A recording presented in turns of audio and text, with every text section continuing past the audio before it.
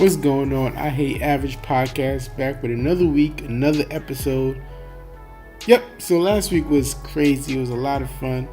Um, I actually wish we would have did it a week later, being that this NFL week was kind of crazy with all these extra protests and owners getting in on the protest, the president going back and forth with the players. So we missed all that. But we discussed the winners and losers of the season. We actually picked teams. We focused more on the game rather than the other extra stuff. So, yeah, so we picked some winners and losers. We got some feedback on some who disagreed, some who agreed. That's always fun just to have the banter back and forth. So thank you guys for that. And this week we got another cool episode also. We got Gabriel from SWMLenox. He talks about his clothing brand. We discuss hustling and going after your dreams no matter what, no matter how difficult, no matter any obstacle, how financial, anything mental, anything. Just if it's really your dream, just go after it. You got no choice, just go after it. And very, very inspiring conversation, and hope you guys enjoy it. Here's my episode with Gabriel from SWMLenox.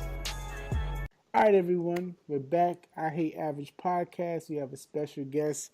He's the owner and founder of SWMLenox. We have Gabriel Mabratu. How you doing, Gabe?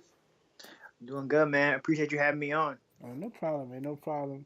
Um, Definitely got some cool pieces, and it piqued my attention when I saw your work. So, what got you started in fashion? Um, I mean, I had to dig deep for it. I had a kind of a, I would say maybe an interest in it when I was a teenager. Like, I think in the late '90s, early 2000s, there was like a lot of the Sean John. You had the Billionaire Boys Club and ice cream and those kind of things, which I really liked. But I didn't really put the connection together until I guess maybe 3 years ago, 3 4 years ago, where like I tried to pursue it as a career. Yeah. And so, I had the interest the whole time. It's just, eventually I figured out this is really where I want to go. And so I started putting things together. Excuse me. I had, you know, time after work where I would just take 3 4 hours just design, and then the next day maybe just scrap it just because I didn't like it anymore. And so Yeah. it was a real process for sure. But yeah, it's definitely a hobby of mine, and so I just decided one day to make it a career. Okay, definitely, man. I see you've been doing it for a while. Like I said earlier, you got some cool pieces. So what made you like? What did you start off with? What was like your first design? Was it a particular T-shirt that you first started with that you felt was just right to go into the market? Yeah, I mean, I didn't go to market until I felt like I had one look that I really liked, and I could just kind of bank off that. Yeah. And so that's where I spent those 3 4 hours just like a night doing something, then scrapping it, doing something, then scrapping it until I found something eventually where I had a help from a buddy of mine who does design, who could put it together on a program, because before I was executing it just based on how I saw it. I used what I could, but I just didn't have the skills. Yeah. And so he put it together, and then it looked really good. And I put it online, not knowing what to expect. Put it on IG, put it on Twitter, and a lot of skaters really took attention to it, and so they started just saying, oh, they love it, or they start commenting. And so I was actually trying to do like an urban brand, like I mentioned all the urban brands a few seconds ago. Yeah. So that's what my aim was. But then when I put it out, it was like the skaters who were picking it up, and so Okay. I'm like, okay, I'm just gonna roll with it and go from there, and and then see what happens. It was just kind of a ride I set out on, and right now it's kind of gone from that skate culture type of deal to like just kind of everybody in Yeah. the mix. So Okay. So how would you describe your style? Because it seems a little bit different. I see you got like you use a lot of different patterns. It's not like just straight logo. This is the logo, and that's the design. But you have like a lot of different color patterns. What made you want to go that route? it's really just what I like. Like I'm just all as a person. I'm just I don't want to say I'm all over the place, but I like mixing things up, doing different things. And I feel like that's really where I think everything is going. Like I think, it's there aren't many brands or things in the game that just that have this consistent box logo. Like maybe Supreme is the only one that has they can slap their logo on anything and sell it. But I think to really sustain people's attention, you got to really switch it up, stay fresh. Keep people on their toes. Make sure they don't know what to expect. You can't just put the same thing out on a different item over and over and expect people just to fawn all over it. So, it kind of keeps me on my toes as well. It kind of presses me to think outside the box and get creative. I treat every release or every new item like it's my first one. So I'm trying to always top myself. So I hit this hard. I put it out to market out in the streets, and then after that, after it does this thing, it's kind of like a new beginning. It's like, all right, you did that did okay, but now what you gonna do, kind of Yeah, thing. definitely makes a lot of sense. So, what's some of the besides being happy with your own work? What's some of the early obstacles that you had to go through just getting the brand out there? Man, I mean, even to this point, like, I'm nowhere near, where my goals are when I set out to start. But, I feel like I've come a pretty significant way just, so far. And, I guess one of the early obstacles is just kind of getting past people that might be in your ear. You got, parents, friends who might have an opinion, some good, some bad. Yeah, You might have trouble executing. So like if you want to do something, but you need designs, but you don't know where to go, or if you need items, but and you want to keep costs down, you don't know where to go. And so it's true. all about troubleshooting and like it's all about um, finding the answers to the questions, and that comes with like desire. Like, are you gonna do the research, call the right places, figure out these answers to make to make this happen? So it's like you've gotta on top of creating, you've got to beat the guy on the phone, Yeah, figuring all the logistics out of how this is going to happen at a reasonable cost, and and balancing just everything. You've got to be involved in every little thing. I think that's kind of the biggest obstacle is kind of keeping your head straight yeah, and just not getting too overwhelmed with what you need to do because people when they see what they got to do, like they have a dream, but when they see what's in front of them, what they got accomplish, they fall back. of That's course. a big thing. That's true. That's true. So how do you think you was able to stay focused, or you just was so hungry that you wasn't gonna let anything stop you? Man, I mean, for me personally, like I don't think there was. I always had this feeling that no one really believed in me being successful with this. Mm, I come from like immigrant parents, and so I don't know. I feel like this is a case for a lot of parents, but they want their kids to go on not I would say the easiest path, and so they want them to go to school, get an education, and get their job and money, and mm, then so they can kind of breathe a sigh of relief. They yeah, can say, all right, my kid's made it, he's got his life set, and then oh, I did my job. yeah. But Just the easy, it's like the comfortable road. Just to, yeah, exactly, and that's the thing. But it's not your road, but they just want you set. They just want you to be ready to, and all good to go. And so that's a struggle too. When you choose to put yourself out there and take a risk, it's dangerous to everybody involved. To them, to for myself, and so it's something you gotta mentally keep your head on straight. It's a lot to deal with on top of the physical stuff you gotta do. that's The true. mental part is big too. That's definitely you're absolutely right. So I wonder why people. I guess this is my mindset. Even though I still kind of I'm like half and half. I'm following my dreams halfway, but also I got the safety net of the 9 to 5. But Hmm. in my mind, I'm thinking, the 9 to 5 life is always going to be there. So you kind of got to just take the risk and just, just go for it. And you can always fall back on a 9 to 5. Was that something that you just thought about? That I just want to just let me just go for this. Let me go as far as I can go with this. And if all else fails, I can always just go back to the comfortable way of life. Yeah, I mean, I had the degree, I had the experience. Like 9 to 5 will definitely be there. but it's something where while you're young and can afford to do it before you've got all these responsibilities of a house, a couple cars, paying for kids' schools. Like maybe 15 years from now, it's going to be a lot harder. So Yeah. whatever your life you're living is going to be the life that you are going to probably continue on. Like when you're in your 40s and 50s. So when you're in your 20s and 30s, it's a time to take that risk.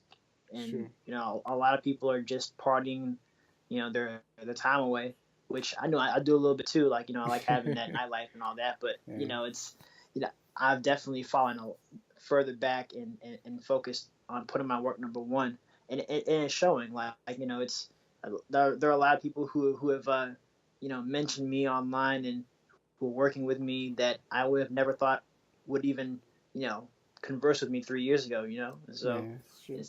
it's all about what it's cliche, but it's all about how bad you want it. Like if you're gonna what I had to do, I work two jobs right now. I work 9 to 5 in my marketing job, then I work at night.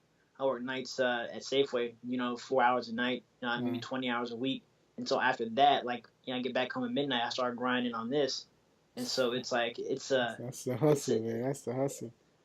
yeah, it's like, I got to fund myself because, these runs are not cheap. Yeah, And of so if I course. want to compete competitive, I've got to put in 130%. And so, and it shows because, most people get home at 7, get their food and start watching the game and then go to sleep like at midnight. And so those people probably aren't going to run very far. They're going to get what they get 9 to 5. But I want it all. Yeah, So yeah, definitely, man. You inspire me while you're talking, man. You're inspiring me. yeah, Yeah, man, I would recommend that too. Like for anybody out there listening, like if you need a second job, don't be shy. If you need help, don't be shy. It's people people are always going to judge you no matter what, whether you don't make it or you do make it. People have an opinion. People that's are going to true. say what they want to say. Like you got to make the right moves for you, and then and take care of your own. And that's just focus on you. Like people are going to talk either way. No, yeah, it's true. You're very, very true. And I think that's kind of like deters people. I don't think people, like they say, people talking about you, but I think it might be in your own head. Like you kind of think, you have a mindset that, oh, so and so might think this of me if I do that, but it might not be true. It might just be your voices in your own head, kind of speaking doubt to yourself. Is that something that you dealt with? Yeah, I mean, I don't know, all the stuff that's been said about me, but I've kind of just grown up in a way that's I guess, a little bit different than a lot of people. Like, I don't care about just about any opinion. Even sometimes, like, I got trouble listening to my parents and my sister sometimes. Like, I really, I know what I set out to do something, and then, that's just other opinions. I hear them. Yeah, I'm open to listening. Like, I'm always open to listening to other people, but, at the end of the day, it's our lives, and you gotta, you know, if you want something beneficial for it to happen for yourself, at some point you got to block out the noise and do what your mind is telling you. You're not gonna. I don't think anyone's gonna be happy with themselves doing what somebody else wants them to do. So yeah, it's down to you at the end of the day. of course, of course. So, what's some of the things that you unexpectedly happened that kind of like started when you started seeing yourself moving in the right direction? Like, what's some of the things that you started, like some sales or some phone calls that you received that you started that kind of kept you going, kept you moving in the direction that you I'll say yeah. I mean, some of my friends starting to support me was definitely a great sign because friends will always have nice things to say, but when you see your friends consistently buying and wearing it, and on places where you're not even at, and you see them online, that's true. that's always cool. Like you always love the support like that, Yeah, and I think moments like that, and also when you see, because I've emailed hundreds of people online, that I look up to or they're in entertainment that I've wanted to kind of build with or work with or send some items to, and when those folks get back to me and show it off online, it's a good feeling because they don't have to do that. yeah, They don't have to mess with you. They don't have to post online, and because and they're not going to do it unless they kind of are really rocking with you, and so that's a good feeling. Yeah. And at the end of the day, it's it's the more you do and the more things that you want to happen start happening, then Yeah. I think that's when you're on the right track. Definitely. So that's very true because friends could always, verbally support you. When they start digging in their pocket and actually paying for stuff, that's when you know you're hitting on something. Yeah, no, yeah, exactly. And my items, generally, they're average price. Some are a little pricier. Like, there's some items in the 30s and 40s.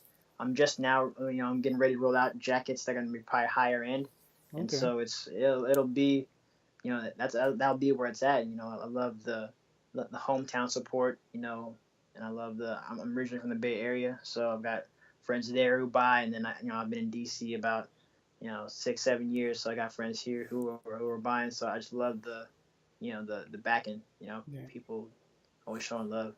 How is the DC fashion life over there? Because I'm from New York. It seems a little different over there, like the DC Baltimore area. How is the fashion over there? I mean, there are a couple of bigger brands out here. I think there's a Good Life is out here. Eat, probably the bigger two brands that I've just come across at Okay. these events, and so they're kind of just involved in a lot. But it's definitely prevalent. Like people are definitely doing a thing out here, and for me, the more I thought about my brand, like I didn't want to limit it to just like a certain area. Yeah. I wanted to put things out, or I'm focusing on putting things out for the most part that just like look good and that kind of switch it up as far as the style wise, and I want to make it so somewhere so somebody sees it, they'll rock with it, not just because it's West Coast or East Coast or whatever Yeah. brand is, because they love what I did with the look. That's my ultimate goal. Yeah. I feel you.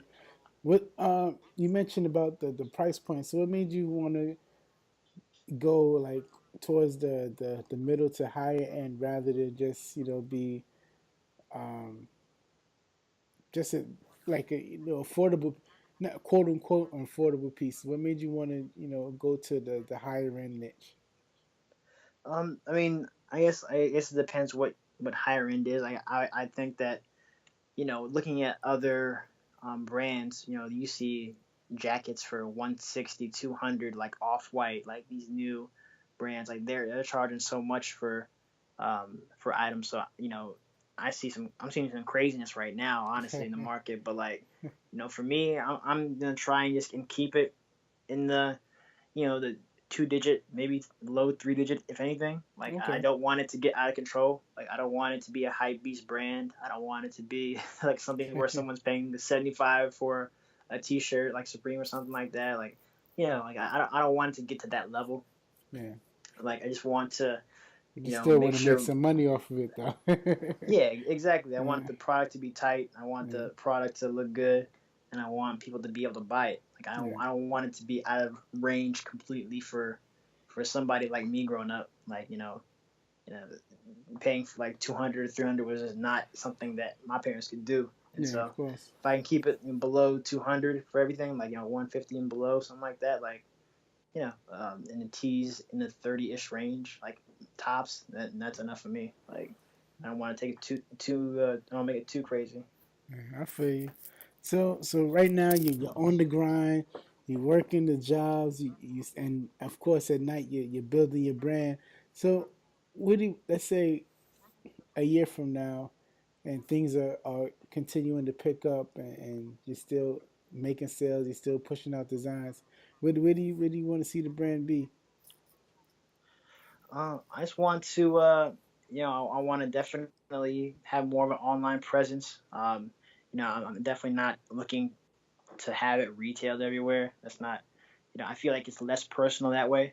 For That makes whatever it's sense. worth. Like people who just uh, do work with retailers and just put their stuff in shops. I feel like it's not very personal at all. So I want to be in a spot where I'm selling consistently and maybe able to do some pop ups here and there, or maybe on the East Coast here, up and down. and just and go from there. I want to take my product around the way, just myself, and kind of spread the word, just through word of mouth, and through just doing good work. Not and maybe get some cosigns too. I'm Yeah. hoping that I do my what if I do what I have to do, like every night, that more people will be rocking with it naturally. Yeah, of course, man. I mean, you're putting in work. Definitely, I think I have to cop some socks. I like those socks that you're designing. I'm gonna have to cop some of those in the next week or so. But Yeah. so you said you talked about the jackets coming out. You have anything else planned for the winter, or just the jackets? I got the jackets. I got I have some tees. I'm working on some sweaters right now. I had the beanies, so I'm definitely looking to put out more stuff. Like in the past, I've done maybe 3 to 6 items.